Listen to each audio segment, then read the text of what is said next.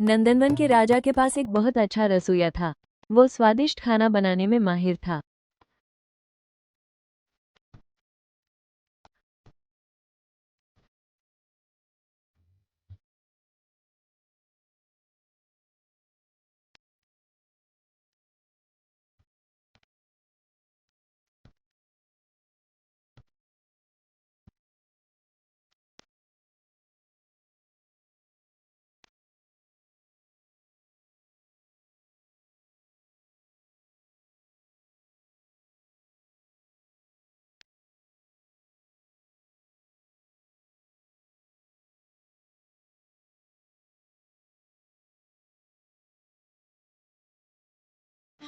पर अब वो वृद्ध हो गया था और अपने गांव में शांत जीवन जी रहा था।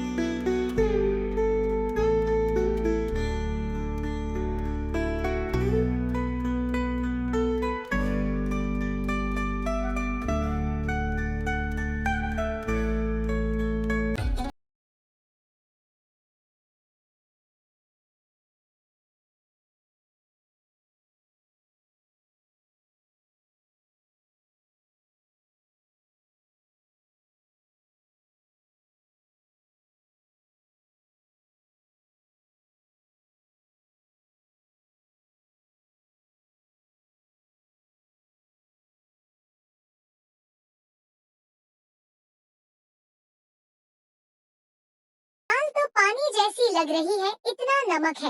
सब्जी तो मुरझाई हुई लगती है।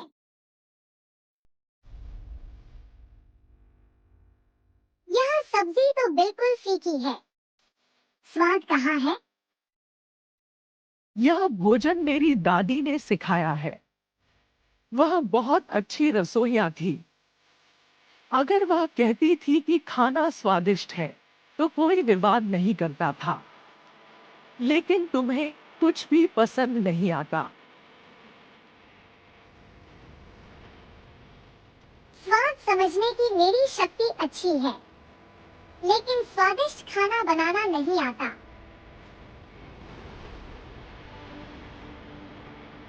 स्वाद की परख करने वाले को ही अच्छा खाना बनाना आना चाहिए। अगर खुद नहीं बना सकते, तो दूसरों पर दोष क्यों लगाना?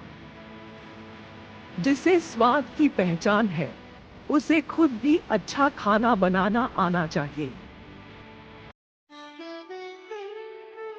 शारदा सोच में पड़ गई। सास की बातें सुनकर शारदा का दिल भर आया, मगर इस बार उसने रोने की बजाय कुछ करने की ठानी। उसने मन ही मन तय किया, अब वो भी अच्छा खाना बनाना सीखेगी। शारदा सोच में पड़ गई। उसने दूध उबालकर अपने पति विजय को दिया और पूछा,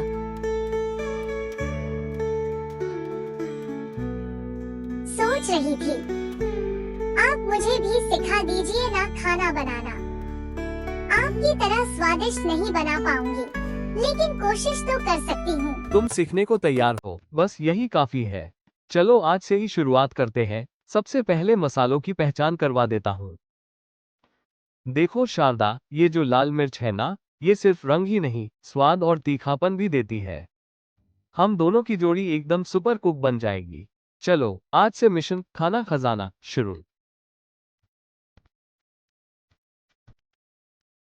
फिर विजय ने शारदा को रसोई के काम सिखाने शुरू किए।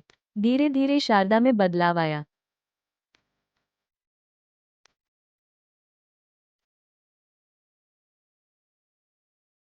अगली सुबह रसोई में पहली बार शारदा ने सास से खुद पहल की। अरे बहू, खाना पकाना कोई खेल नहीं है, ये तो कला है। शारदा इन दिनों रसोई में खूब मेहनत कर रही थी।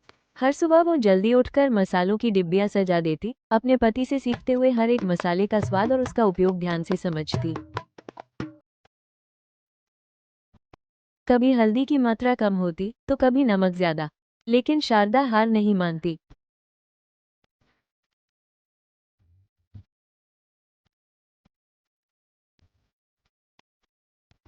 हर बार वो अपने हाथों से पकी हुई सब्जी को चखती, सोचती और फिर चुपचाप एक छोटी सी कॉपी में नोट्स बना लेती। दाल में हींग डालना न भूलना, सब्जी में पहले जीरा, फिर प्याज, लाल मिर्च कम, लेकिन रंग अच्छा चाहिए।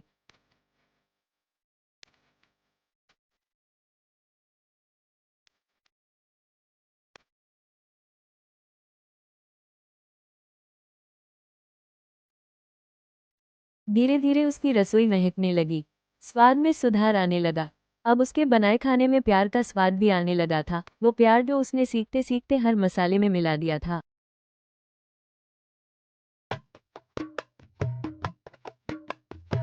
शारदा के हाथों में जैसे जादू था। उसके बनाए खाने की खुशबू दूर दूर तक फैलने लगी थी। चाहे आलू की सब्जी हो या मसालेदार खिचड़ी, हर स्वाद में प्यार और अपनापन घुला हुआ था।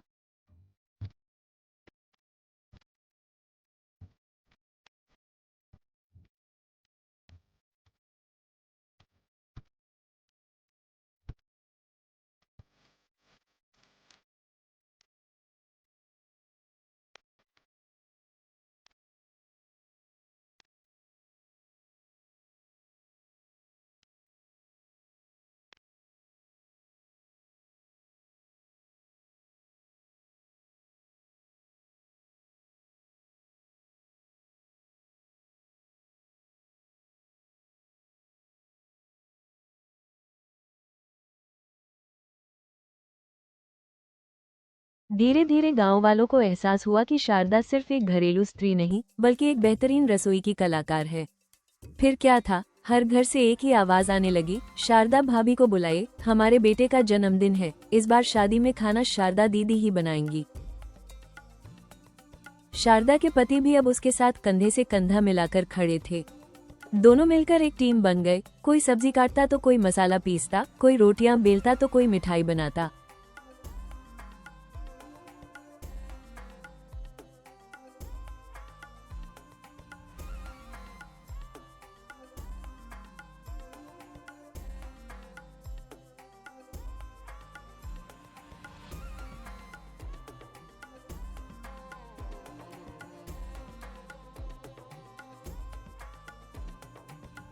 गांव में एक बड़ा उत्सव आया। नंदनवन के राजा मुख्य अतिथि थे। विजय और शारदा को खाने की जिम्मेदारी मिली।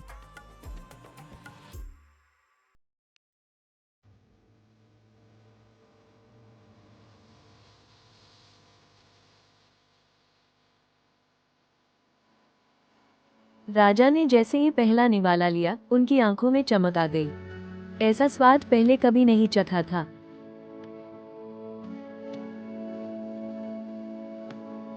वाह, यह तो स्वाद का खजाना है। कौन है इसका रचयिता? यह मेरी पत्नी शारदा का कमाल है।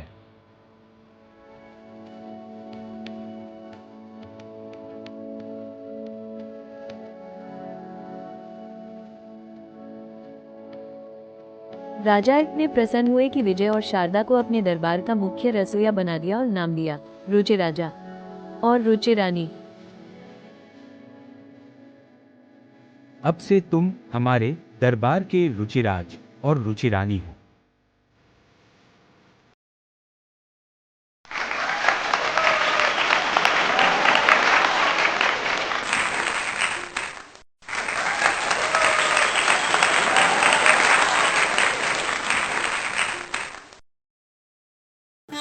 इस तरह मेहनत, समझदारी और विनम्रता से एक साधारण दंपति बने स्वाद के राजा रानी।